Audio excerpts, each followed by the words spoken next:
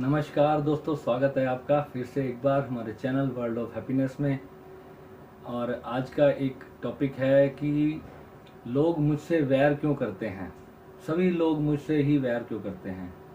न जाने मन में उनके क्या चलता रहता है कि किसी न किसी कारण जो है वो मुझसे दुश्मनी पाले रखते हैं। मेरे से उनके अंदर जलन क्यों होती है और मुझे देखकर उनको खुशी क्यों नहीं होती। अंदर ही अंदर मेरी मेरी बातों की, मेरी जीवन की कोई उन्नति करना चाहता हूँ मैं किसी रास्ते पे, लोग मेरे रास्ते पे काट क्यों करते हैं, है ना। हर व्यक्ति ये सोचता है कि मेरे साथ ही जो है सब कुछ ना कुछ चालबाजी करने की कोशिश कर रहे हैं। चाहे कोई अपना रिश्तेदार है, चाहे कोई अपना दोस्त है, चाहे कोई हमारा बिजनेस राइवल है, किसी भी फील्ड में हम हैं। अगर हम किसी ऑफिस में हैं तो बॉस हमारे साथ ऐसे कर रहा है, कोई दूसरा हमारा कोलीग है वो हमारे साथ हमेशा जो है चालबाजी खेलने की कोशिश कर रहा है। हमेशा ऐसे लगता है मेरे साथ सभी वैर करके बैठे हैं।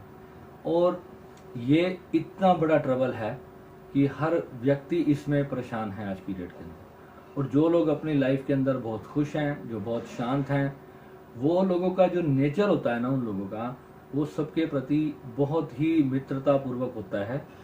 कई लोग यहाँ पर चालाकी खेलते हैं, ठीक है। आजकल लोग बहुत चाणक्य नीति सुनते हैं।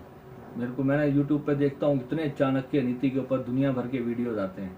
मैंने एक दिन सोचा यार चलो हम भी कभी चाणक्य नीति सुन लेते हैं कि चाणक्य नीति में ऐसा क्या होता है कि चाणक्य जो इतना महान बुद्धिमान व्यक्ति कहा गया कि उसने ऐसा क्या दुनिया को सिखाया। मैंने कभी चाणक्य के बारे में इतना सुना नहीं था, ना बचपन में सुना था, परंतु मैंने कभी चाणक्य नीति नहीं पढ़ी थी और ना ही कभी ये सोचा था कि चाणक्य भी ऐसा कुछ व्यक्ति होगा जो इतनी बातें बताता है।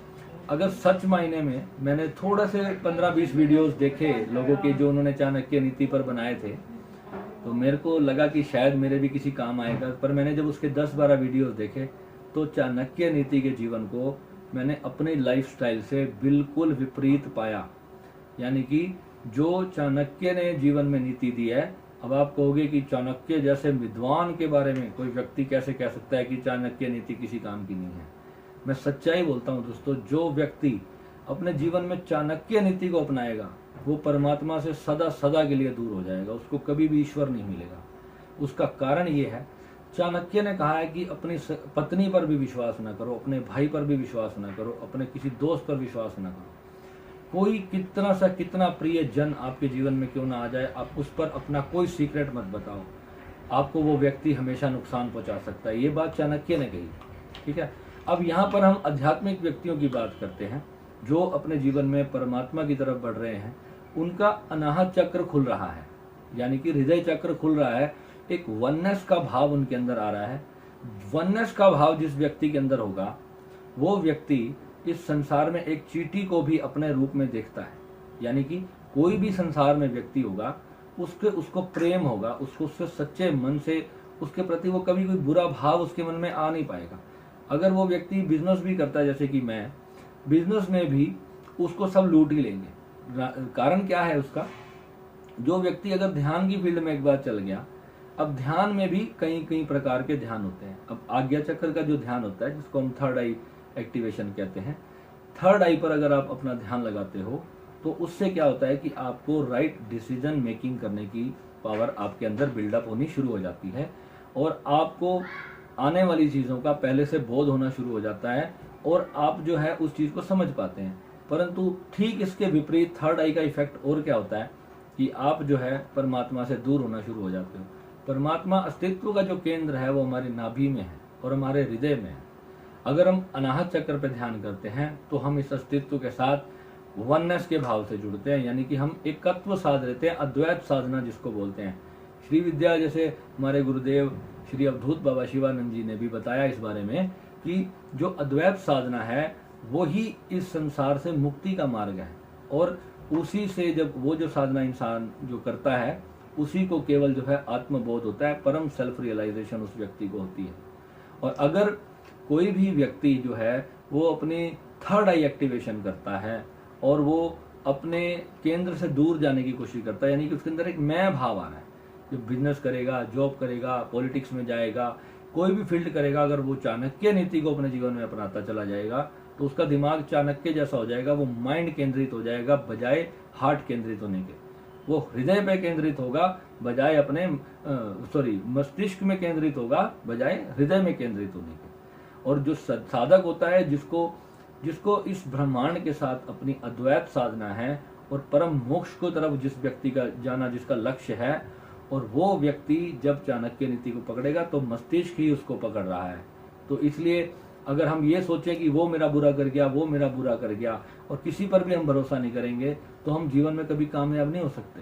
आज जितने भी बड़े बड़े हमारे देश में या इस दुनिया में जितने भी कामयाब व्यक्ति हैं, उनके पास लाखों लोगों की टीम व काम होता है ना, कितने सारे मैनेजर्स रखे हुए हैं। ठीक है, थोड़ा बहुत उनके साथ भी ठगी होती होगी, कहीं छोटे मोटे 100 की चीज 110 की बताई जाती होगी, है ना, परंतु उनकी जो मैनेजमेंट स्किल्स होती हैं वो इस लेवल की होती है कि वो एक्सेप्ट करके रखते हैं कि इतना लॉस तो मुझे होगा ही, है ना। तो हम भी इस तरीके से अपने जीवन के अंदर पहले थोड़ा सा जागरूक होकर के अपने डिसीजंस ले सकते हैं, बजाय चाणक्य बनने के। चाणक्य जितना ज्ञान अगर हमें प्राप्त करना है तो ज्ञान वो केवल संसारिक होगा। संसार के बाद हम भिखारी की तरह मरेंगे, वहां जाने के बाद हमारे पास कुछ नहीं होगा फिर, क्योंकि जो अभी यहाँ पे हमारे पास सब कुछ है वो भी एक पल में, मैंने देखा हमारे पानीपत में कोरोना में करोड़ों अरबोंपति लोग मर गए, और वो बेचारे, किसी को ऑक्सीजन नहीं मिली, किसी को कोई डॉक्टर नहीं मिला, किसी को बेड नहीं मिला। वो लोग अंतिम समय में ये चाह रहे थे कि बस किसी तरह हमारे को सांस मिल जाए। मैंने बहुत सारे ऐसे वीडियोस देखे लाइव, जो कि जिन्होंने लाइव दम तोड़े, गाड़ी के अंदर, हॉस्पिटल के बाहर लोग बैठे हैं गाड़ियों के अंदर और ऑक्सीजन के बिना मर रहे हैं। वो 10 लाख 50 लाख देने को तैयार हैं कि किसी प्रकार जो है हमारे को ये जीवन मिल जाए, और उनको वो जीवन नहीं प्राप्त हो रहा। तो उस चीज का क्या लाभ हुआ? जो इतना पैसा होने के बावजूद भी जो इंसान के जीवन को नहीं बचा पाया, तो उस पैसे का क्या लाभ है? और अगर आज उन्होंने अपने जीवन में कुछ ऐसा किया होता जो उनके मरने के बाद भी उनके साथ जाता, जो उनके वहां उस लोक में भी उनके साथ काम आता, तो वो उनकी सबसे बड़ी दौलत थी। तो इसलिए ये मत सोचना, भगवान राम जी ने भी रामायण में कहा था कि किसी को ठगना तो भले ही पाप है, पर ठगे जाना कोई पाप नहीं है ना। तो जब हम कोई पाप कर्म करते हैं तो वो पाप कर्म हमारे मन के अंदर चलता रहता है, वो आपको पीड़ा देता रहेगा जब तक आप उसको सॉल्ट नहीं करोगे। अगर आपने अपने पेट के लिए भी अगर कोई पाप किया है ना, तो वो पाप भी आपको सोने नहीं देगा, कहीं कहीं दिन आपको नींद नहीं आएगी, मन में एक भाव बना रहेगा कि यार मेरे से जाने अनजाने जो भी था, पर इस व्यक्ति के साथ मैंने अच्छा नहीं किया। आत्मा, अगर आपने अपनी आत्मा की बात नहीं सुनी ना जीवन के अंदर, तो आप कभी भी कुछ भी नहीं पा सकते इस संसार से।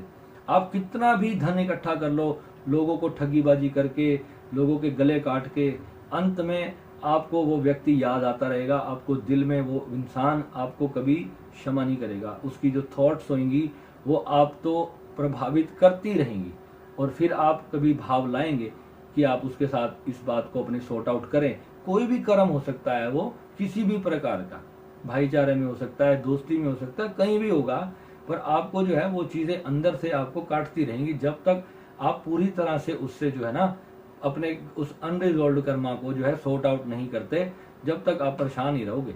तो इसलिए कर्म करते वक्त हमको जागृत रहना है। कर्म ही ऐसे करने हैं कि जिसमें जो है हमारे को बाद में ये चीज ना रहे कि मेरे से ये गलत हुआ। होश पूर्वक कर्म करो, कुछ भी कर्म करते हो पूरे होश पूर्वक करो। करने से पहले 1000 बार सोचो कि मैं ये काम कर रहा हूँ, इसका मुझे क्या फल मिलेगा, इससे मेरे मन को क्या फल मिलेगा। आज अगर आप किसी का भी बुरा कर लेते हो ना, मन के अंदर आपके जो बीज डलेगा ना, वो बीज एक दिन पेड़ बन जाएगा।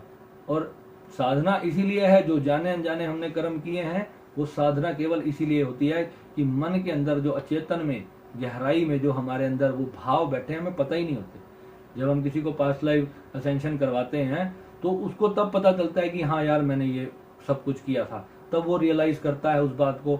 रोते हैं लोग साधना के अंदर बैठ करके, आंसू गिरते हैं भर भर के, क्योंकि उनको उस वक्त ये भाव होता है कि उस वक्त बिल्कुल मुझे कितने मेरे साधक ये बात बोलते हैं कि भैया उस टाइम तो मैं बिल्कुल होश में था, मुझे सब करना सही लग रहा था, पर आज मुझे बड़ा पछतावा हो रहा है। आज मुझे आपने जब रियलाइज कराई ना ये बात, तब मुझे पछतावा हो रहा है। मैंने कहा भाई, मजबूरी का नाम महात्मा गांधी, ये तो सब जानते हैं, ठीक है। मजबूरी एक अलग चीज है, पर मजबूरी कोई तर्क नहीं है किसी का आप गलत फायदा उठा लो। मजबूरी में आपने अपना पेट भरने के लिए तो चोर भी चोरी करता है, पर इसका मतलब ये नहीं है कि आपके पेट में भोजन है, आप दूसरे का भी थाली से उठाकर खा रहे हो, वो चीज जो है वो गलत है।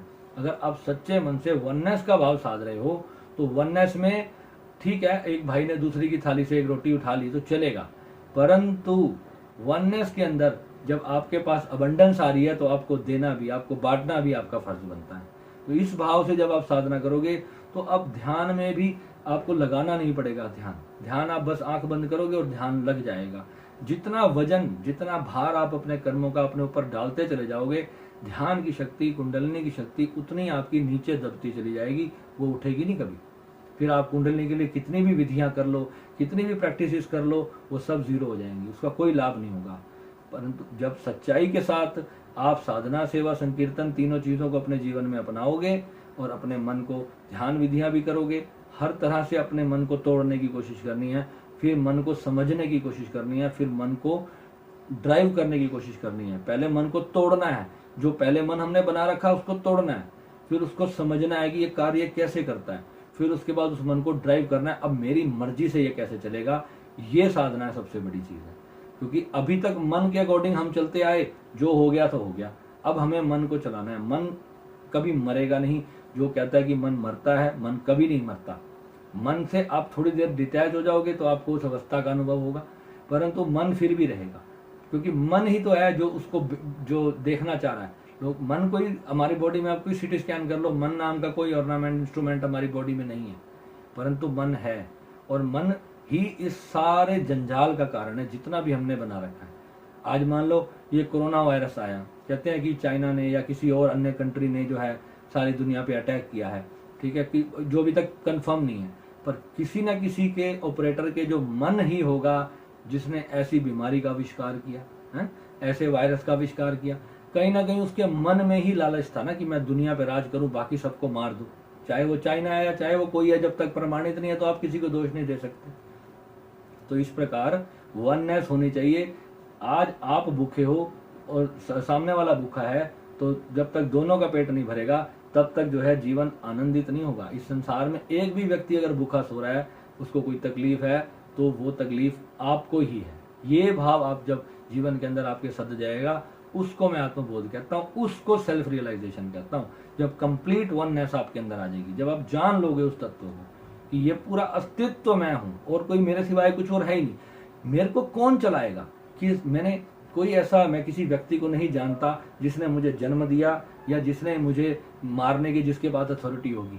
मेरा जन्म क्यों हुआ, मेरी मृत्यु क्यों होगी, इसका मुझे कुछ भी नहीं पता। इन दोनों के बीच में मैं क्या करता हूँ, यही सबसे बड़ी साधना है। और इसको जानने के लिए जन्म और मरण को जानना ही तो है, इन दोनों के बीच में रहकर ही पॉसिबल है। ना पैदा होने से पहले का आपको पता है, ना मरने के बाद पता होगा। इन दोनों अवस्थाओं के बीच में आप जो सोच रहे हो वही आपके साथ जाना है। ठीक है, नमः शिवाय। मिलते हैं अपने अगले वीडियो में बहुत जल्द।